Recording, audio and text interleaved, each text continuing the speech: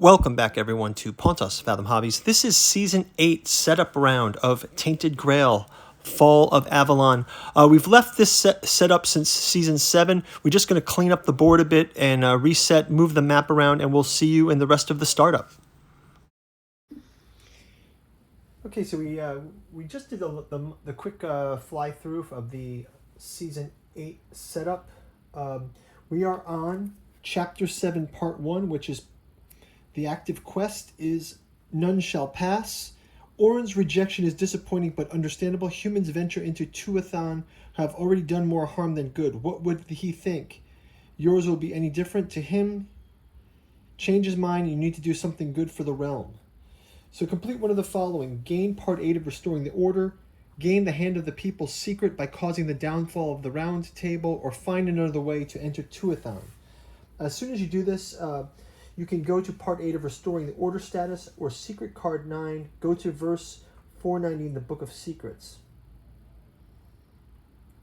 Okay, the next thing is put the special event card B on the top of this deck of the events, and then add 8 minus 2, 6 random event cards. So let's just shuffle some of the random event cards here. We'll take, are all these random events?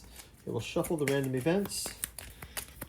We're also going to try to get some experience here. We have quite a bit of experience.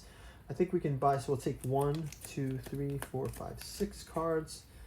We'll get those going, and then we can place these on the top of the deck for our random events for the turns.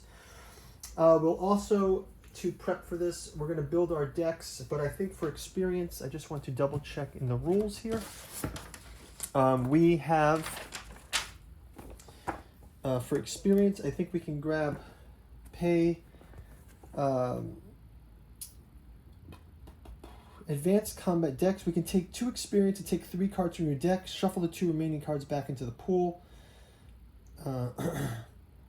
So let's grab some new cards for the pool. I'm going to grab 1, 2, 3, 4 experience, and 1, 2, 3, 4 experience, and we're going to grab 1 each of combat diplomacy for each of them. So here's the first round of, these are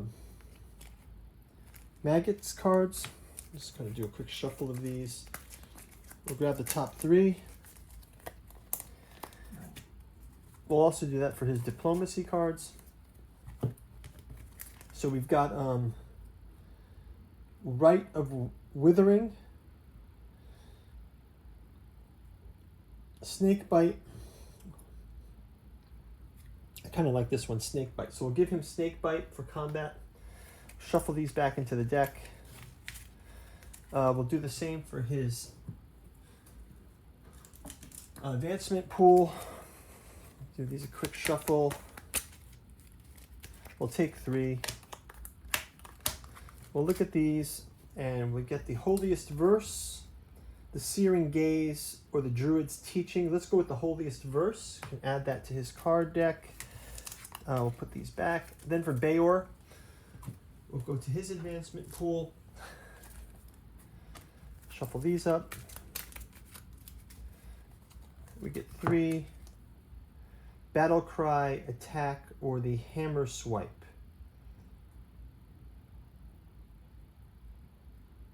Oh, discard 10 cards on the top of your combat deck, gain all this. It's amazing Hammer Strike. So let's grab that one. That looks pretty cool. And lastly, his advancement pool for diplomacy. We'll just take the top 3. And this one looks great. Bizarre Methods. We'll give him Bizarre Methods.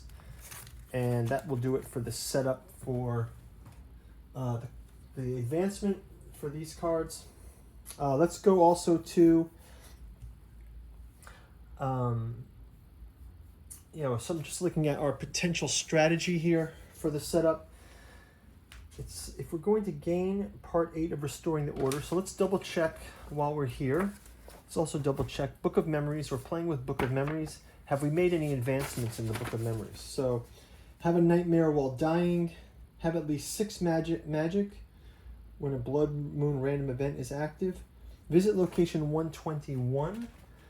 We've been to 121. Nope. complete Chapter 6 of Fall of Avalon. We did complete Chapter 6 of Fall of Avalon. So let's go to Maggot's Memory number 6. Maggot's Memory number 6 is...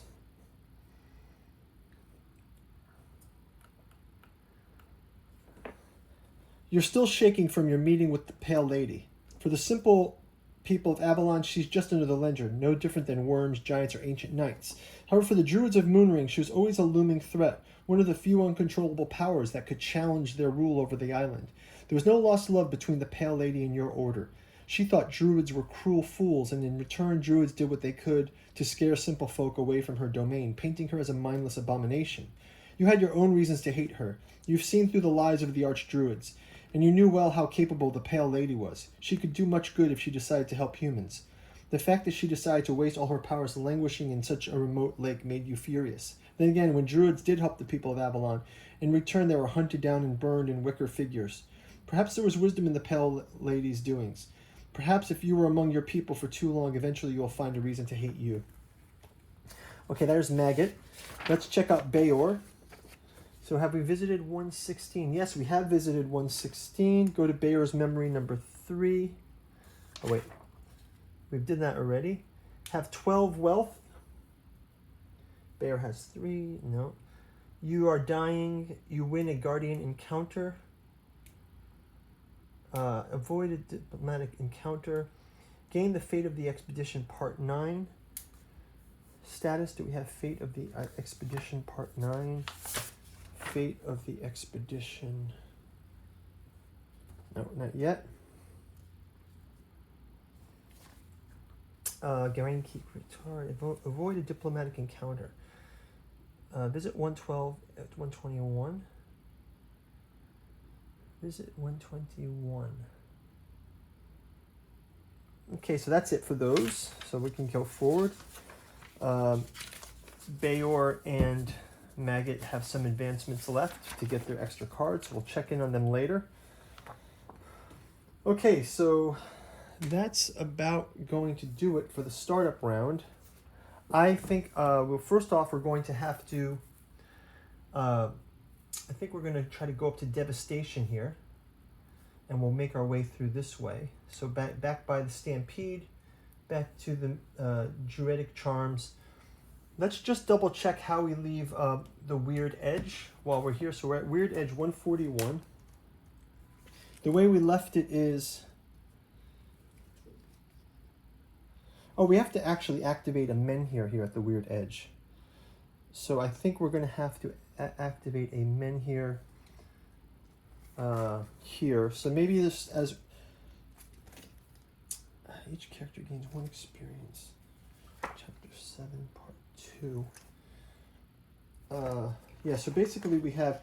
Maybe I was right to give you a chance all along. Over a bowl of tea, Orin recalls the expedition from 20 years ago. He had told a group of brave volunteers who tried to reach the heart of the Four Dweller City. They failed. Of the breaker's dozen, only Orin returned. Their only success was setting up a small outpost protected from weirdness with powerful glyphs. Since Tuathan continually changes, there's no telling where the outpost is now.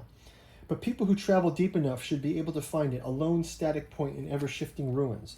Orin warns you not to enter the Valley of Guardians. This is the most guarded... We've already been there to the Valley of Guardians, I believe, right? One hidden in Timberwall behind the King's Hall, the highest building in the city that leans in the Four Dweller battlements. Unfortunately, access may be hard or even impossible, depending on who oversees the city. The other entry is called Riverfall, a place where ocean's waters from under Tuathan thunder to the ocean. It's always available and always remote and dangerous. Finally, Orin warns you that finding the way is just the first part of the ordeal. Tuathan is a terrible place. Any human rules can change the unexpected ways. One time, he said, our rations became so revolting we didn't eat for 2 days straight. Only then I discovered what we craved for was gold and jewels. Believe me, nothing in my entire life was as juicy and delicious as the garnet I plucked from the top of my own staff. Finally, he warns that a human body can only take so much of the weirdness. In Tuathan, wounds tend to fester, and sleep doesn't soothe the mind. You must bring as many supplies and healing concoctions as you can, and staying inside for too long may result in permanent damage. So with this, we're going to have to activate that Menhir. So let's sort of, let's say we're just wrapping up the last turn. We didn't activate this min here, so we're going to grab the wealth, and we do have, Maggot does have the chalk, the sacred Menhir rights, and then he has the True Grail, and he has the ritual chalk that reduces the cost by 1. So if we pay that, and then we pay this as well, and this as well, we can activate the Menhir and set its dial to 6. So I'm just going to take, I guess this Menhir is about to expire anyway. We'll move this down there. We will set him to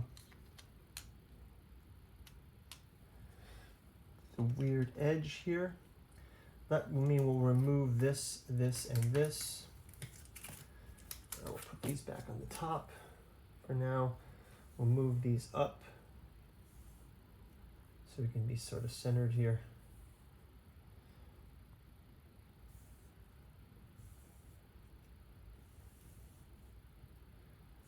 And that's just about going to do it for our setup round. So I think we'll be ready to go from here. So thanks a lot for watching. We'll see you in round number 1 of Season 8. Thanks for watching. Bye-bye.